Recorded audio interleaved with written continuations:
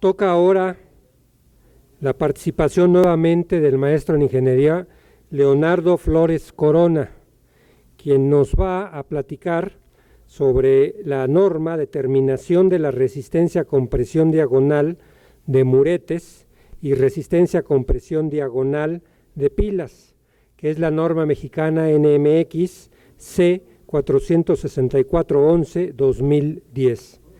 Te pedimos entonces, Leonardo, si nos inicias, por favor. Gracias. Ok.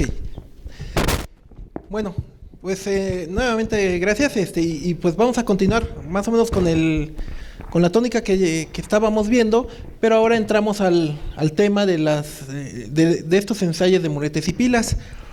Como les hice mención y les mostré en algunas figuras, hay varias normas de procedimientos de métodos de prueba que deben de realizarse pues en los laboratorios certificados para las mismas.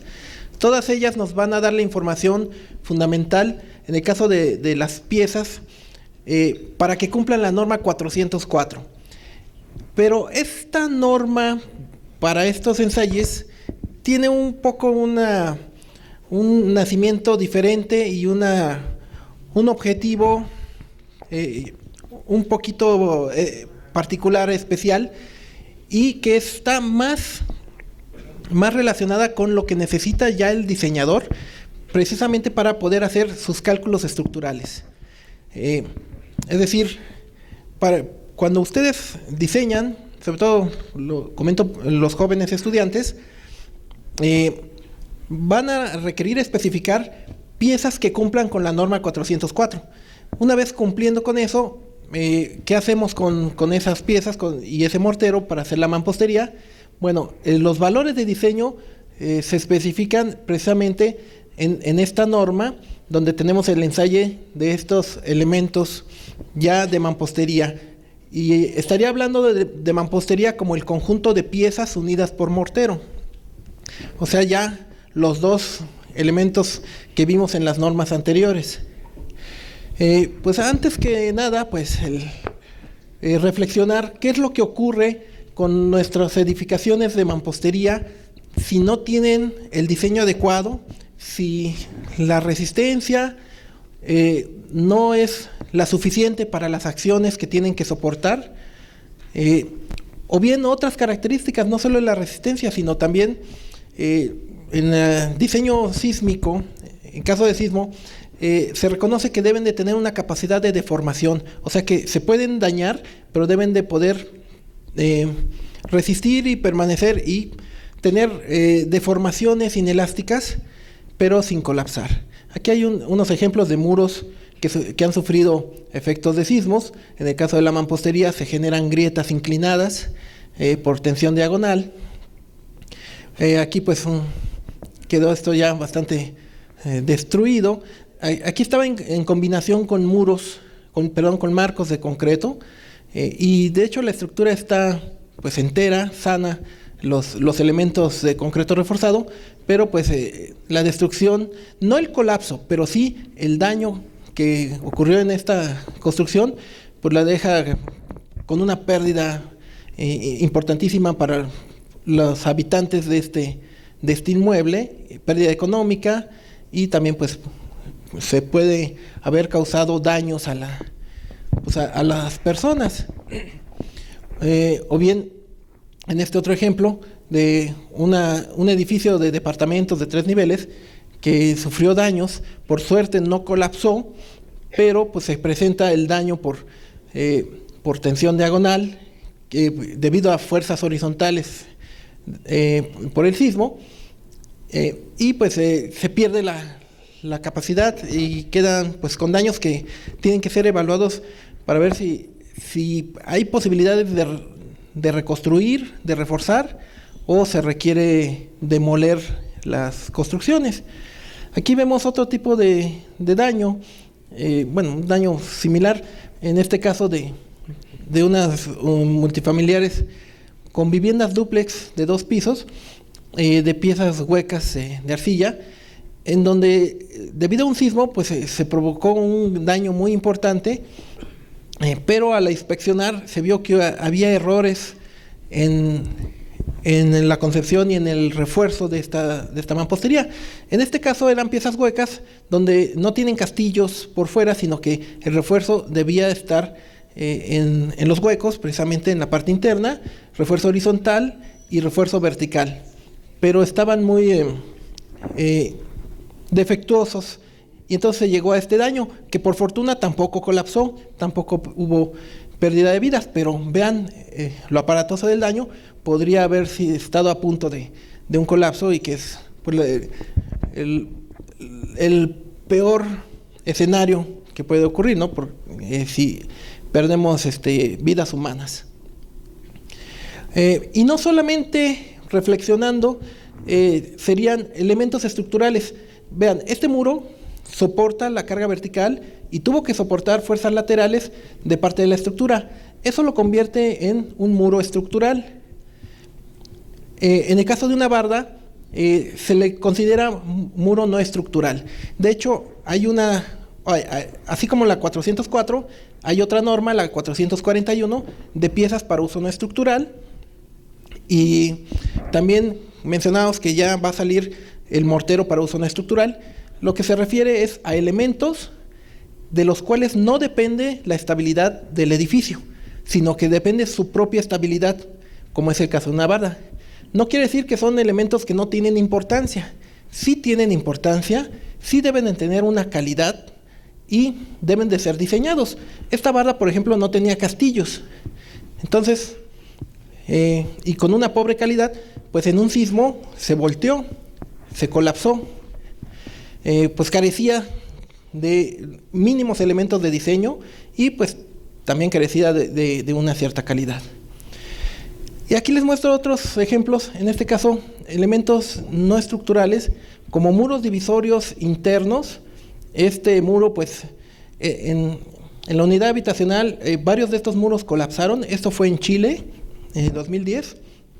En esta foto pues se ve el muro pues a punto de colapsar, pero también el problema de las piezas para uso no estructural. Y en la norma 441 también se incluye especificaciones para piezas de celosías, que pues se construyen, son fabricadas muchas veces por las mismas plantas que hacen piezas de arcilla o de concreto, vibrocomprimido, y se unen con morteros. Entonces es una especie de mampostería, pero pues para fines totalmente no estructurales, pero que también deben de tener cierto nivel de calidad. Piezas de uso no estructural y mortero para elementos no estructurales son otras normas que tiene el 11. Y regresando a los muros de carga, pues el daño, en este caso, este muro fue ensayado en un laboratorio en la Universidad Autónoma de Nuevo León. Son bloques de concreto y estaba confinado. Aquí no se nota porque se pintó, pero tiene castillos, y se llevó a fuerzas cíclicas horizontales hasta un grado importante de daño. Vean que al ser piezas huecas, pues con un grado severo de daño se fracturan las paredes de las piezas y pues se pierden, se colapsan y se hacen grandes huecos. Por ello les decía que se clasifica en piezas macizas y piezas huecas, y hay parámetros diferentes para diseñar unas y otras ante sismo, debido a que las piezas huecas pues tienen una menor capacidad de formación inelástica una vez que se dañan. Este otro ejemplo son piezas macizas. Este muro cuadrado se ensayó en el Senapred en los años 90. Se le aplicó fuerza horizontal cíclica al nivel de la losa. Eran de tabique de arcilla recocido, y se ve blanco también porque se pinta para fines de la prueba. Y se genera el agrietamiento inclinado que se extiende y penetra en los castillos. Se ha visto que la resistencia última se da cuando los castillos se cizayan por el agrietamiento inclinado, y a partir de ahí, al seguir la prueba, pues se va degradando ya la resistencia, ya no llega a mayores valores. Ya habíamos mostrado esto en las normas actuales y las expresiones que manejamos hasta la fecha se originaron y se propusieron en los años 70 con una gran cantidad de ensayos de muros a tamaño natural, pero que siempre iban correlacionados con ensayos de pilas y muretes y piezas, mortero y también, ¿no? Entonces, lo importante es que las fórmulas que tenemos actualmente se calibraron con un tipo de ensayo. Entonces, era de gran importancia establecer este mismo tipo de ensayo para poder usarlas actualmente. O sea, si queremos usar las mismas fórmulas, tenemos que hacer los ensayos de pilas y muretes igual que cuando se usaron para calibrar estos requisitos. Estos son tipos de piezas que se llegaron a usar, y estas son fotos de aquellos años en el Instituto de Ingeniería. Por ejemplo, en las máquinas de hidráulicas, las prensas para cilindros de concreto, pues se ensayaban pilas compuestas por una serie de piezas unidas con el mortero de interés. También se les colocaban pues micrómetros para medir la deformación y tener las gráficas esfuerzo-deformación, en este caso axial. Con esa gráfica es posible obtener el módulo de elasticidad. Vemos ejemplos también de los marcos de carga para aplicar la prueba en compresión diagonal. La idea de esta prueba es generar un agrietamiento diagonal que es análogo a lo que les mostré en laboratorio y en casos reales, que se generan grietas inclinadas en muros debido a fuerzas cortantes, como la que ocurre por el sismo.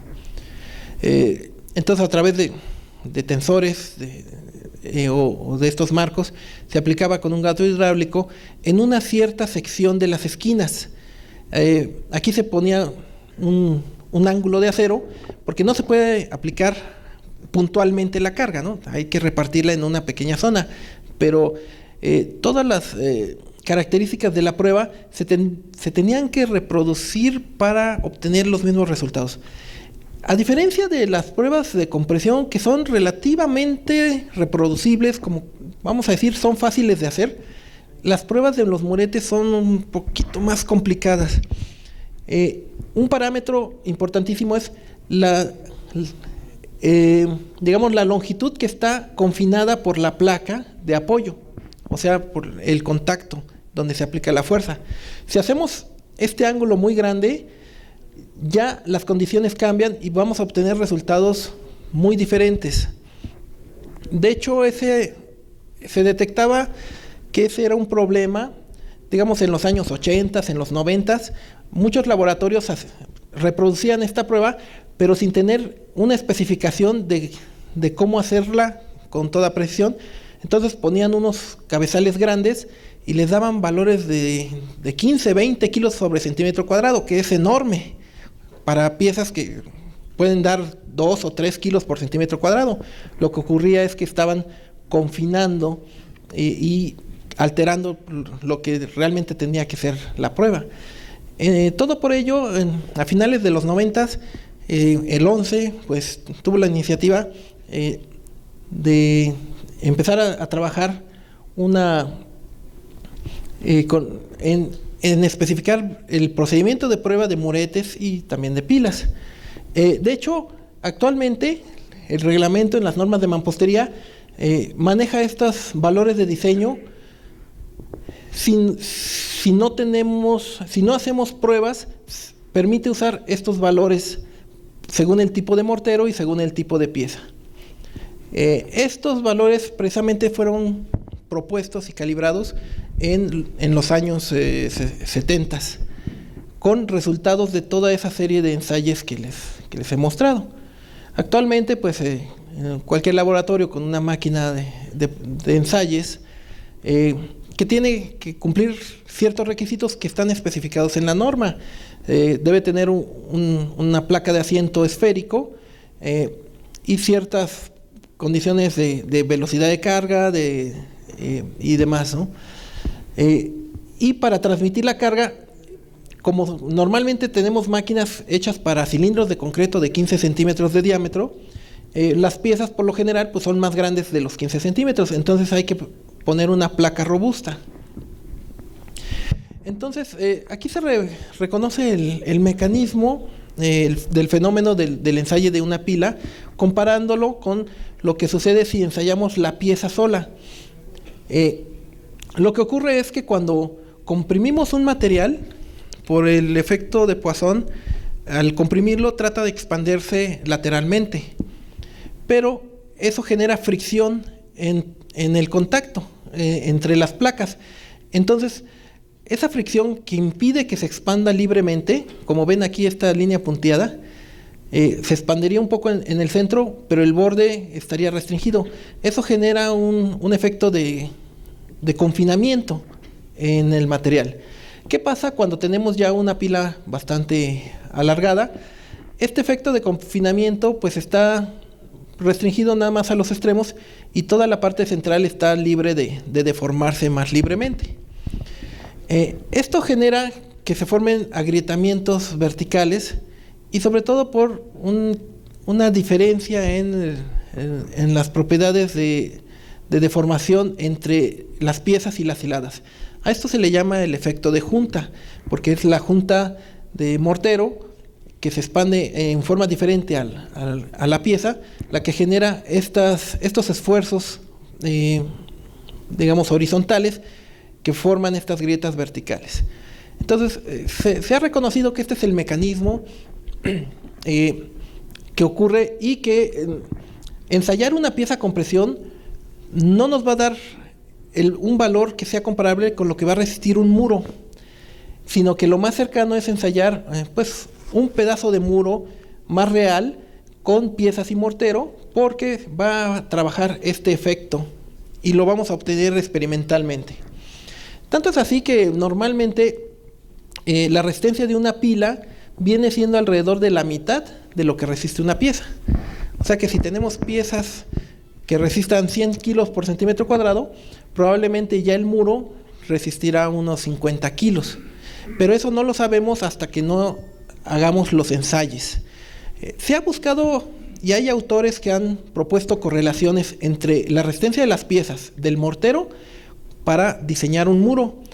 Pero en México, pues la conclusión a la que se llegó es que mejor es hacer el ensayo de las pilas, porque hay muchas condiciones, muchas combinaciones difíciles de predecir nada más con fórmulas. Entonces, definitivamente se ha optado por hacer los ensayos de las pilas. También en la norma del DF actual se dan unos valores de resistencia a compresión diagonal que se usa como resistencia cortante de la mampostería, si se sabe el tipo de mortero y el tipo de pieza. Estos valores también fueron propuestos gracias a toda esa serie de ensayos que se hicieron hace varias décadas. Actualmente en la propuesta de modificaciones de las normas de mampostería, acá está el doctor Pérez Gavilán, coordinador de las mismas, el comité ha llegado a la propuesta de conservar la tabla, pero solamente usarla para construcciones de hasta 2 niveles. Además, como ya lo dijo el maestro Álvaro, se quitaría el mortero tipo 3 y finalmente se están revisando estos valores y se están ajustando a la baja, porque en los últimos años muchas investigaciones han encontrado que los valores que actualmente se están dando son más bajos de lo que aquí se muestran. Entonces, en general, si no hacemos pruebas de laboratorio, podemos construir estructuras de 1 y 2 pisos tomando valores de la tabla, pero vamos a tener valores alrededor de 2 kilos sobre centímetro cuadrado. Digamos que son valores conservadores, con lo cual pues nos podemos ahorrar el costo de un laboratorio o de comprar piezas de un fabricante que haga pruebas, pero pues serían en casos pues ya muy básicos. Para edificaciones más grandes tenemos 2 opciones: o hacemos pruebas en laboratorio o le compramos a fabricantes que hagan pruebas y que pues tengamos los datos para diseñar. Bueno, déjenme pasar esto un poquito más rápido. Estos son ejemplos de las pruebas de compresión diagonal.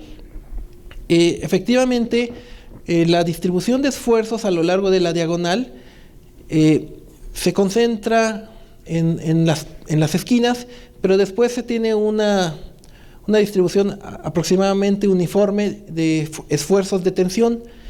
Por eso se forma el agrietamiento a lo largo de esta diagonal, y pues es análogo a la falla de un muro debido a un sismo, o también debido a un asentamiento diferencial que también le produce distorsiones angulares. Bien, aquí les estoy mostrando unas gráficas de los ensayos que se hicieron en el Instituto de Ingeniería, en donde tendríamos del lado izquierdo piezas de arcilla, del lado derecho piezas de concreto. Las dos de arriba son para mortero tipo 1, después tipo 2 y mortero tipo 3 abajo.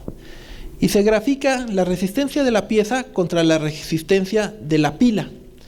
Como ven, los puntitos que se ven aquí, pues tienen una correlación bastante buena, que se pueden pues ajustar con una cierta recta. Entonces, bueno, de estos estudios se vio esa relación entre la resistencia de las piezas y la resistencia de las pilas, pero se llegó a esa conclusión de que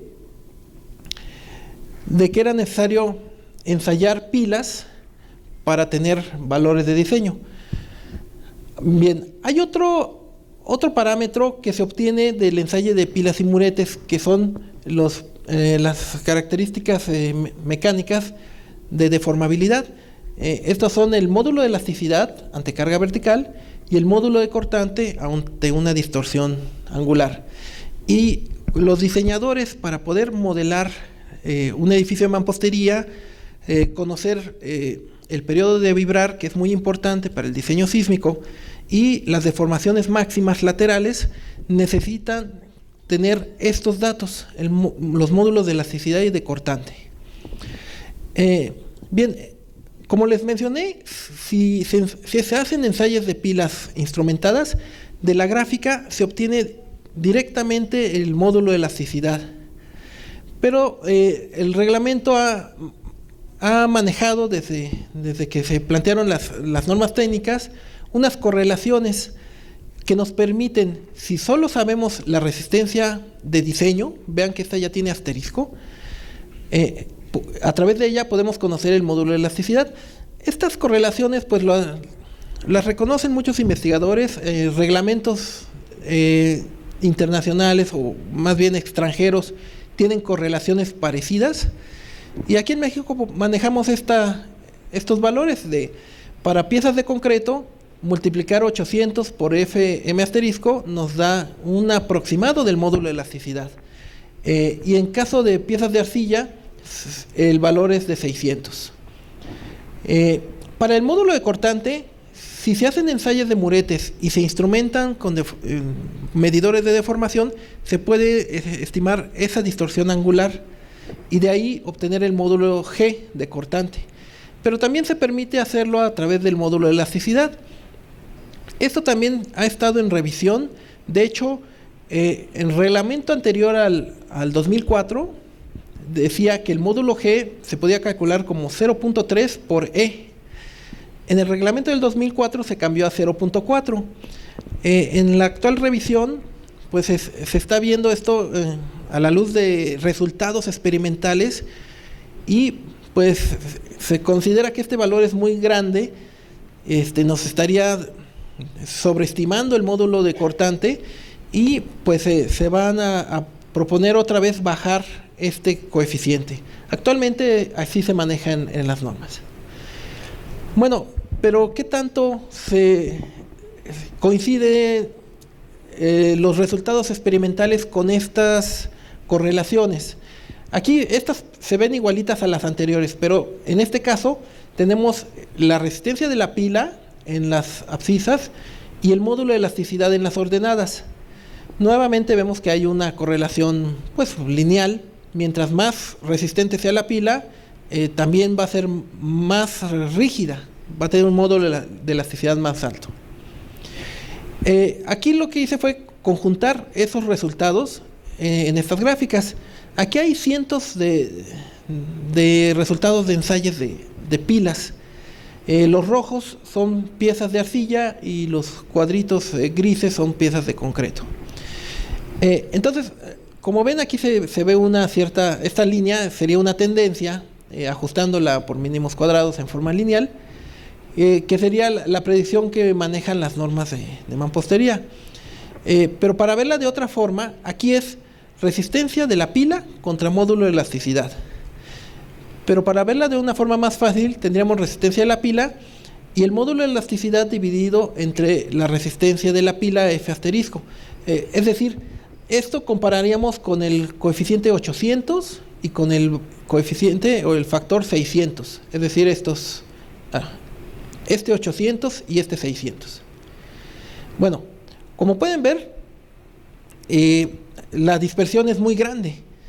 No es que con el 800 y con 4 cifras decimales vamos a tener el valor perfecto del módulo de elasticidad. Hay que estar conscientes de que hay una cierta incertidumbre. Por lo mismo, la forma más correcta de tener, sobre todo si el proyecto es muy importante, pues sería hacer ensayos de pilas y tener el módulo de elasticidad medido con su correlación, su desviación estándar y lo que quieran, pero ya medido en las piezas que se van a usar con el mortero que se va a usar. Bien, finalmente ya nada más presentando la norma. En la norma, pues todo esto que les platiqué pues se pone ya por escrito. Se empezó a trabajar desde el 2005 en un borrador y bueno, hubo una serie de revisiones, pero no salía hasta que finalmente se publicó en el 2010. Por fortuna ya quedó creada esta norma.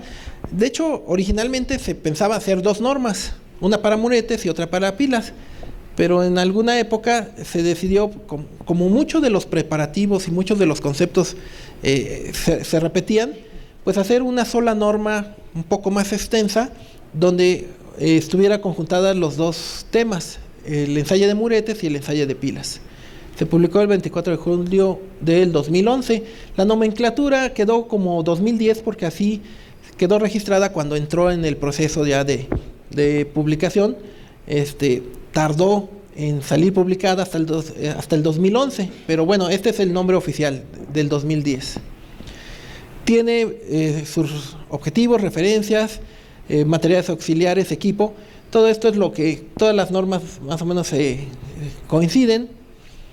Condiciones ambientales, y aquí entra el método de ensayo y el cálculo y expresión de los resultados. Bueno, me voy a saltar aquí la introducción. El objetivo es establecer la determinación de resistencia a compresión diagonal y módulo de cortante de muretes, así como compresión y módulo de elasticidad de pilas de mampostería. Esto se usará para el diseño de estructuras de mampostería.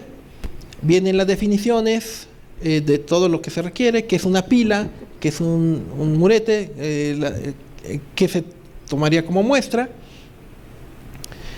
Y ya vienen los requisitos. La máquina, como les decía, tiene que tener un rótula o una placa de carga con asiento esférico, y se requiere una placa de distribución de las cargas con un espesor que también está especificado según el tamaño, digamos, lo que sobresale pues la pila del tamaño de nuestra cabezal.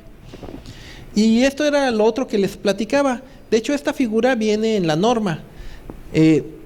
Se definió que la longitud de apoyo del cabezal fuera 1/6 de la longitud del murete. Esto lo hicimos, bueno, se definió revisando las pruebas que se hicieron en los años 70, y de hecho participaba uno de los investigadores que en aquella época pues hizo muchas de estas pruebas, que es el doctor Hernández Basilio. Y bueno, finalmente se estableció que fuera 1/6 con una tolerancia de más o menos 5%. Aquí les estoy poniendo, o se puso en la norma, un caso incorrecto. El objetivo de esta figura era ser muy explícito, casi un manual, una cartilla para que el que lo viera de inmediato se diera cuenta, ¿no? Pensaríamos que el laboratorista, poniendo un ejemplo de un cabezal muy grande que no sería válido, los resultados estarían incorrectos. Incluso hasta esto se les está dando ideas de cómo resolver el problema. Si tienen un cabezal muy grande, pues se puede hacer el apoyo con un ángulo pequeño, bueno, del tamaño correcto. Y si el cabezal es muy pequeño, pues también se podría usar un ángulo que diera, que extendiera la longitud de apoyo para que fuera la correcta. Siempre y cuando estructuralmente este pequeño elemento pues resista los esfuerzos, ¿no? Lo mismo para la prueba de pilas.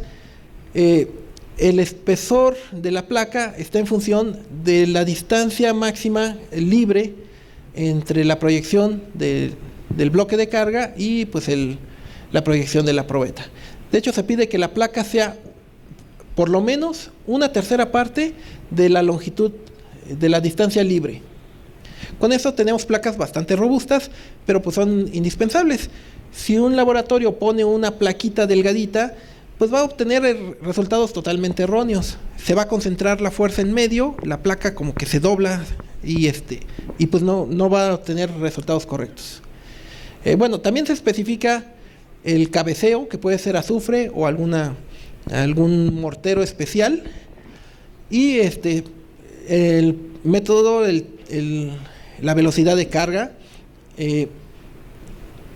y cómo obtener los resultados. En el caso de muretes se especifica o se da se ilustra cómo se puede medir las diagonales a través de algún marco de montaje para medir la deformación tanto de la diagonal vertical como de la horizontal. A través de la información de la deformación lineal de las diagonales se puede calcular la distorsión angular. Aquí hay un ejemplo. Como ven, esto es como hechizo, con unos ángulos, montando unos instrumentos. Estos son electrónicos, se conectan a un equipo electrónico. Estos tienen precisión de medio centésimo de milímetro. Y también se instrumenta las pilas. Esto es más fácil, se parece a la instrumentación de un cilindro de concreto, nada más que pues con unos anillos rectangulares, y se puede medir el módulo de elasticidad. Las pilas deben de tener al menos 3 piezas de altura y una relación altura-espesor alrededor de 4. Y los muretes deben de tener 1,5 piezas en la base como mínimo. Podrían ser más grandes. Y el número de hiladas necesario para que tengan una forma cuadrada y hay una tolerancia máxima. Y los resultados pues son la fuerza entre el área, y se usa la misma fórmula que ya discutimos más temprano para tomar en cuenta el promedio y la desviación estándar y tener un valor de diseño con unos coeficientes de variación limitados. Bien, pues con esto termino yo mi participación y pues estamos a sus órdenes. Muchas gracias. Muchas gracias, Leonardo, muy amable.